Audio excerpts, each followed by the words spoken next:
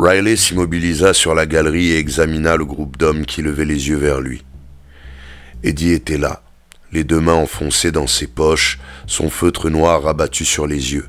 Flynn se trouvait à l'extrême gauche du groupe, les mains également invisibles, le regard froid et vigilant. Whoopi et Doc Williams, la cigarette au bec, se tenaient près de la porte.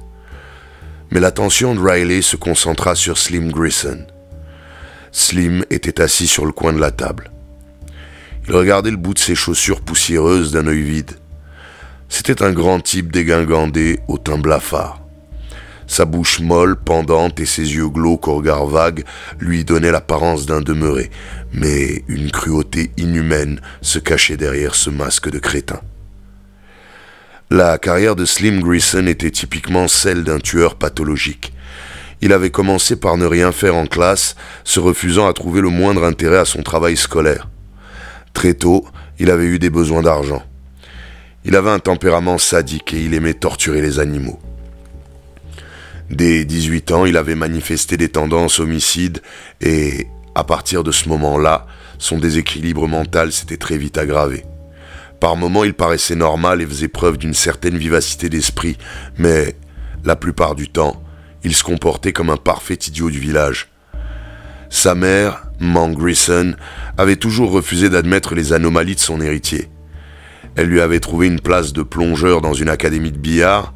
Il avait eu l'occasion d'y approcher des gangsters. Il les avait vus manipuler négligemment des armes à feu et des liasses de billets de banque. Slim s'était procuré un revolver et son premier meurtre avait suivi de très près. Il avait pris la fuite et, pendant près de 2 ans, sa mère n'avait plus entendu parler de lui. Puis il était revenu, se vantant des assassinats qu'il avait commis au cours de ces 2 années. Ma Grissom avait pris la décision de faire de lui un chef de bande, et elle s'était occupée personnellement de son éducation. Quand il décidait de se lancer dans une entreprise, elle la préparait soigneusement, en ressassait inlassablement avec lui les moindres détails, comme si elle dressait un singe savant. Lorsqu'il avait réussi à se fourrer les instructions de sa mère dans la tête, il ne les oubliait plus. Ma avait réuni une bande de desperados, Flynn, qui sortait de prison et qui avait tiré 4 ans pour l'attaque d'une banque, Eddie Schultz, ex-garde du corps d'un grossium du consortium du crime, Whoopi, spécialiste des coffres forts, et Doc Williams, un vieil homme rayé de l'ordre des médecins qui avait accepté avec reconnaissance le travail qu'on lui offrait. À la tête de ces hommes, elle avait placé son fils. Il l'avait accepté pour chef, bien que ce fût Ma qui détint en fait les rênes du pouvoir. Sans elle, Slim n'aurait été qu'un bon à rien. Riley était terrorisé par ce grand échalas. Il empoigna des 2 mains les revers de son veston pour témoigner de ses intentions pacifiques et se figea sur place, le regard fixé sur les hommes qui se trouvaient dans la salle. « Salut, Frankie. Je parie que tu t'attendais pas à me revoir, » dit Eddie. Riley descendit lentement l'escalier sans quitter des yeux les hommes qui lui faisaient face. « Salut, » répondit-il d'une voix rauque. « Non, je m'attendais pas à te revoir aussi vite. » Il s'arrêta à côté de Bailey qui ne tourna pas la tête pour le regarder. « Où est passée la pin-up qui était avec toi ?» demanda Eddie. Riley fit un effort prodigieux pour se ressaisir.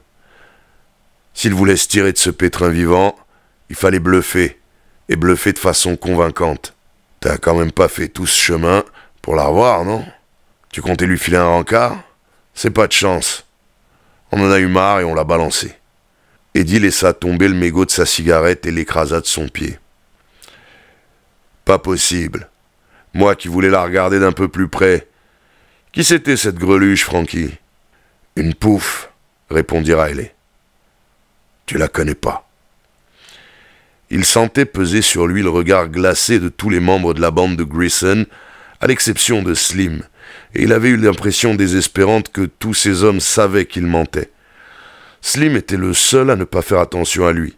« Tu l'aurais pas ramassé à l'hostellerie du Chausson d'Or, des fois ?» demanda Eddie.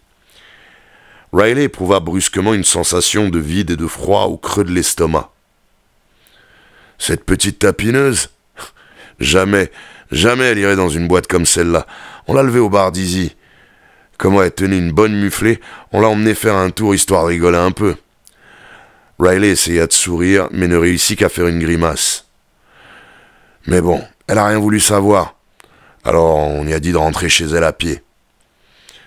Eddie éclata de rire. Il s'amusait beaucoup. Sans blague. T'aurais dû écrire des scénarios pour le cinéma, Frankie. C'est fou ce que t'as comme imagination. Très lentement, Slim leva la tête. Ses yeux se plantèrent dans ceux de Riley qui évita ce regard. « Et où est Johnny ?» demanda Slim. « Au premier, » répondit Riley. Il sentait la sueur lui dégouliner le long du dos. Slim tourna lentement la tête vers Eddie. Tous ses mouvements étaient d'une extrême lenteur. « Va le chercher, » dit-il.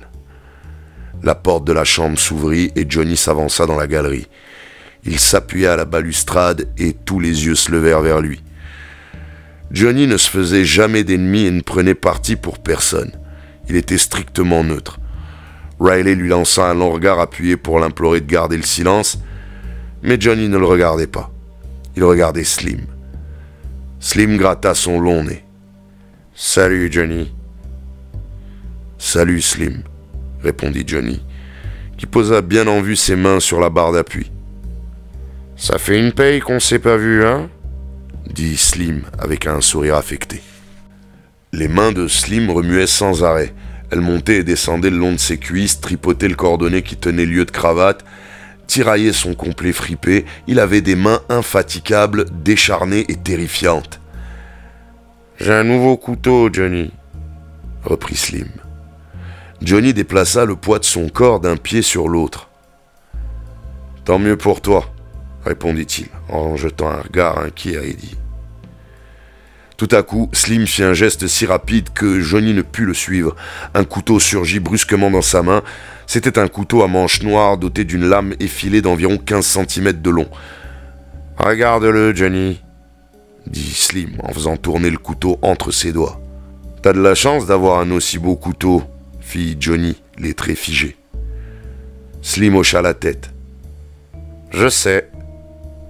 Regarde comment il brille. » Un rayon de soleil passa par la vitre, se réfléchissant sur la lame du couteau et projeta une tache de lumière au plafond.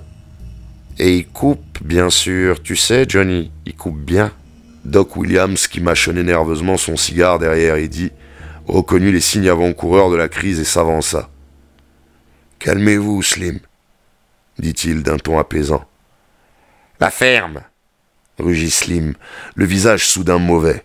Ses yeux se levèrent lentement vers la galerie sur laquelle Johnny se tenait immobile.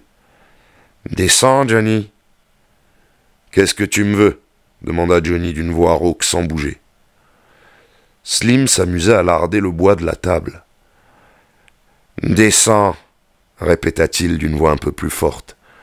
Doc fit un signe à Eddie qui intervint. « Fous-lui la paix, Slim. Johnny, c'est un copain. C'est un chic type. » Slim tourna les yeux vers Riley. « Et lui, c'est aussi un chic type ?» Les genoux de Riley fléchirent. Son visage était luisant de sueur. « Fous-lui la paix, » répéta sèchement Eddie. « Range ta lame, faut que je parle à Johnny. » De tous les membres de la bande, Eddie était le seul à pouvoir manœuvrer Slim lorsqu'il était en crise, mais il était suffisamment intelligent pour se rendre compte qu'il manipulait un véritable explosif. Un jour ou l'autre, il n'arriverait pas à le calmer. Slim fit la grimace, mais le couteau disparut. Il lança à Eddie un regard sournois, puis se mit à se curer le nez. « Nous, on s'intéresse à la mémé à Riley, Johnny, » expliqua Eddie. « Tu l'as vu ?» Johnny passa sa langue sur ses lèvres sèches. Il aurait bien voulu boire un coup. Il aurait surtout voulu que tous ces gens s'en aillent. « Je sais pas si c'est sa pépé, mais elle est ici. » Personne ne bougea. Riley fit un curieux bruit de gorge, et Bailey devint verdâtre. « Fais-nous la voir, Johnny, » dit Eddie. Johnny se retourna et ouvrit la porte. Il appela et fit un pas de côté. Miss Blandish apparut sur la galerie. Tous les hommes la regardèrent avidement. En les voyant, elle recula et se plaqua contre la cloison. Whoopi, Eddie et Flynn tirèrent brusquement leurs revolvers. « Prenez leur feu !» ordonna Slim sans détacher les yeux de Miss Blandish. « Allez-y, Doc, » dit Eddie, « on vous couvre. » Doc s'approcha sans hâte de Bailey et le soulagea du revolver qu'il portait sous le bras dans un baudrier. Bailey, immobile, se passa la langue sur les lèvres. Doc prit ensuite l'arme de Riley. Au moment où il se retournait, le vieux Sam tira son feu avec une rapidité surprenante. Le gros automatique tonna au moment précis où Whoopi logeait la balle dans la tête du vieux Sam. Le vent de la balle effleura la joue de Doc, il recula en grognant de surprise, tandis que le vieux Sam s'écroulait sur le sol. Riley et Bailey devinrent livides et retinrent leur souffle pendant plusieurs secondes. Slim les regarda, puis tourna ses yeux vers le corps du vieux Sam. Son visage avait pris une expression vorace et affamée. Johnny fit rentrer dans la chambre Miss Blandish sanglotante. Elle était au bord de la crise de nerfs. « Ôtez-le de là !» dit Slim. Doc et Whoopi traînèrent le corps du vieux Sam au dehors et revinrent rapidement. Eddie s'approcha de Riley et lui donna des petits coups sur la poitrine avec le canon de son arme. « Allons, chienlit, finis de rigoler. T'es dans le pétrin, alors mets-toi à table. Qui c'est cette fille ?»« J'en sais rien, » octa Riley qui tremblait de la tête aux pieds. « Si tu le sais pas, ben moi je vais te le dire. » Il empoigna Riley par le plastron de sa chemise et le secoua lentement d'avant en arrière. « C'est la fille de Blandish. Tu l'as kidnappée pour lui piquer ses diams. Les carottes sont cuites, connard. Allez, ils sont dans ta poche, les diams ?» Il glissa sa main dans la poche du veston de Riley et en tira le collier. Il y eut un long silence. Tout le monde contemplait le bijou, puis Eddie lâcha Riley. « Ça me fait de la peine pour toi, connard, » fit-il d'un ton apparemment sincère. « Mais ton avenir, eh ben, il me paraît foutu. » Il s'approcha de Slim et lui remit le collier. Slim fit miroiter le bijou au soleil. Il était en transe. « Regardez, Doc, c'est pas joli? Voyez comme ça brille?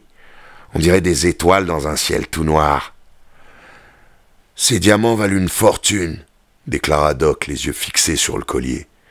Slim leva les yeux vers la porte de la chambre au premier. « Fais-la descendre, Eddie, » dit-il. « Je veux lui parler. » Eddie interrogea Doc du regard. Celui-ci secoua négativement la tête. « Qu'est-ce qu'on fait de ces cloches, Slim ?» demanda Eddie. « Faut aller retrouver maman, elle nous attend. » Slim contemplait le collier. « Va la chercher, Eddie, » dit-il. Eddie ôta les épaules et grimpa au premier. Lorsqu'il passa devant Johnny pour pénétrer dans la chambre, celui-ci détourna les yeux. Miss Blandish, adossée à la cloison, tremblait de tous ses membres.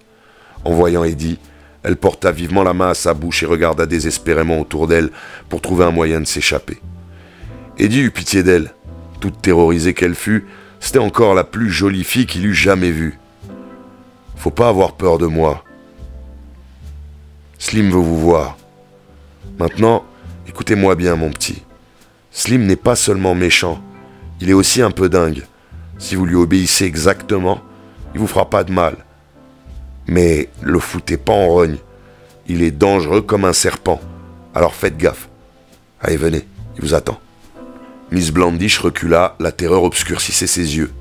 « Ne me forcez pas à descendre. J'en peux plus. Je vous en prie, je voudrais rester ici. » Eddie la prit doucement par le bras. « Je vous quitterai pas. Allez, faut y aller. Il ne vous arrivera rien, promit-il. Si Slim essaye de vous faire du mal, je l'en empêcherai. Allez, venez mon petit. » Il la fit descendre les escaliers. « On dirait qu'elle sort d'un livre d'images, hein ?» chuchota-t-il à Doc. « Regarde les beaux cheveux qu'elle a. » Doc était soucieux. C'est la première fois qu'il voyait Slim se comporter ainsi. Habituellement, Slim détestait les femmes. Eddie poussa Miss Blandish vers Slim et recula d'un pas. Il ne la quitta pas des yeux, tout le monde observait la scène. Miss Blandish dévisagea Slim d'un air horrifié. Il lui souriait, la tête penchée d'un côté. Ses yeux jaunes étincelaient. « Mon nom c'est Grayson, mais vous pouvez m'appeler Slim. » Il se frotta l'aile du nez avec son pouce. « C'est à vous, hein ?» demanda-t-il en soulevant le collier. Miss Blandish hocha affirmativement la tête. Cet être répugnant avait quelque chose de si terrifiant qu'elle avait envie de hurler, hurler à en perdre le souffle. Slim tripotait les pierres. « Sont jolies, comme vous. » Il lui tendit le collier. Miss Blandish recula en frissonnant. « Je vais pas vous faire de mal, » dit Slim en secouant la tête. « Vous me plaisez bien. Tenez, prenez-le. Il est à vous. Mettez-le à votre cou. Je veux voir comment il vous va, ce collier. »« Minute, Slim, » intervint Eddie. « Les diams, ils sont à nous tous. » Slim gloussa et fit un clin d'œil à Miss Blandish. « Vous l'entendez? Il n'aurait pas le cran de venir me le faucher. Il a peur de moi. Ils ont tous peur de moi. » Il lui tendit à nouveau le collier. « Allons, prenez-le, je veux le voir quand vous le mettez autour du cou. » Lentement, comme hypnotisée, elle lui prit le collier. Le contact des diamants l'attira de sa torpeur. Elle poussa un cri étranglé, lâcha le collier et s'enfuit comme une folle vers l'escalier, au sommet duquel se tenait Johnny. « Faites-moi sortir d'ici! J'en peux plus! Ne le laissez pas s'approcher de moi !» Slim sursauta. Il se raidit et son couteau jaillit de sa main. Le dégénéré inoffensif s'était brusquement mué en un tueur assoiffé de sang. À demi plié en deux, il se tourna vers ses acolytes. « Merde! Qu'est-ce que vous attendez, nom de Dieu? Emmenez-les! Vite! Dehors! Allez, dehors !» Whoopi et Flynn encadrèrent Riley et Bailey. Ils les poussèrent vers la porte et les firent sortir. Slim se tourna vers Doc. « Attachez-les à un arbre !» Très pâle, Doc ramassa quelques bouts de corde qui traînaient dans un coin au milieu d'un monceau de détritus divers et suivit Whoopi et Flynn. Slim regardait Eddie. Ses yeux jaunes lançaient des éclairs.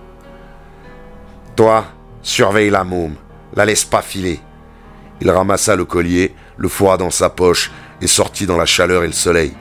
Il tremblait d'excitation, le besoin de tuer le possédé tout entier. Il entendit Riley pousser des glapissements hystériques et aperçut son visage livide, luisant de sueur, et sa bouche agitée de spasmes de terreur. Bailey marchait en silence. Il était pâle, mais une flamme inquiétante couvait dans ses yeux. Le groupe atteignit la petite clairière au milieu des arbres et s'arrêta. Tout le monde avait compris que c'était un lieu d'exécution. Slim désigna les arbres qui lui parurent appropriés. « Attachez-les là, » dit-il. Tandis que Flynn tenait Bailey sous la menace de son revolver, Whoopi ligota Riley au tronc d'un arbre avec la corde que lui lança le doc. Riley ne fit aucun effort pour échapper à son sort. Debout, le long de l'arbre, il frissonnait, trop terrifié pour rien tenter. Whoopi se tourna vers Bailey. « Va te foutre contre cet arbre !» aboya-t-il. Bailey marcha résolument vers l'arbre et s'y adossa. Lorsque Whoopi s'approcha, il lui décocha un coup de pied fulgurant qui l'atteignit au bas-ventre et se réfugia derrière l'arbre. Il avait mis le tronc étroit entre lui et le revolver de Flynn. L'excitation de Slim devint frénétique. « Tire pas! Je le veux vivant !» hurla-t-il. Whoopi se tordait de douleur dans l'herbe. Il essayait désespérément de reprendre son souffle, mais personne ne se souciait de lui. Doc recula, se mit à l'abri d'un buisson. Il était livide, prêt à vomir. Il refusait de prendre part à la suite des festivités. Flynn s'avança lentement vers l'arbre. Slim restait immobile, la lame effilée brillait au bout de ses doigts. Bailey regardait autour de lui. Comment échapper? Derrière lui, les fourrés étaient trop touffus. Devant se trouvait Flynn qui s'était approché prudemment. À gauche, Slim l'attendait avec son couteau. C'était donc par la droite qu'il fallait essayer de fuir. Il s'élança brusquement, mais Flynn était plus près qu'il ne l'avait supposé. Il lui lança un direct que Flynn esquiva. Son poing passa au-dessus de la tête de Flynn et il trébucha. Flynn lui tomba dessus. Pendant une minute, les deux hommes luttèrent. Puis Bailey, qui était le plus costaud, réussit à se dégager. Il frappa Flynn au menton et celui-ci s'écroula, évanoui. Bailey s'éloigna d'un bond. Slim n'avait pas bougé. Il était immobile. Son long corps penchait en avant. Sa bouche molle pendait à moitié. Son couteau paraissait prêt à s'échapper de ses doigts. Whoopi était encore hors de combat. Brusquement, Bailey changea d'avis. Il ne restait plus que Slim. Doc ne comptait pas. S'il réussissait à assommer Slim, il pourrait ensuite, avec l'aide de Riley, prendre Eddie par surprise. Le coup valait la peine d'être tenté. Il s'avança vers Slim qui l'attendait et dont brillaient les yeux jaunes. Tout à coup, Bailey vit Slim sourire. Le faciès d'idiot s'escamota et fit place à la gueule du tueur. Bailey comprit qu'il ne lui restait plus que quelques secondes à vivre. Jamais il n'avait éprouvé une telle terreur. Il se figea sur place tel un lapin fasciné. Le couteau fendit l'air et se planta dans sa gorge. Slim, penché au-dessus de lui, le regarda mourir.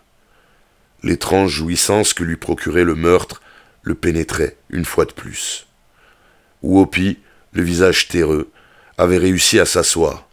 Il jurait entre ses dents. Flynn, toujours sur son dos, remuait péniblement. Une ecchymose livide était apparue sur son menton. Doc se tourna d'un autre côté. Il était moins endurci que les autres. Slim pivota vers Riley, qui ferma les yeux et poussa un gémissement étranglé. Atroce. Slim nettoya son couteau en l'enfonçant à terre, puis il se redressa. « Riley !» appela-t-il d'une voix douce. Riley ouvrit les yeux. « Me tue pas, Slim !» haleta-t-il. « Donne-moi une chance, me tue pas !» Slim sourit, puis, traversant à pas lents la clairière ensoleillée, il s'approcha de l'homme qui le suppliait.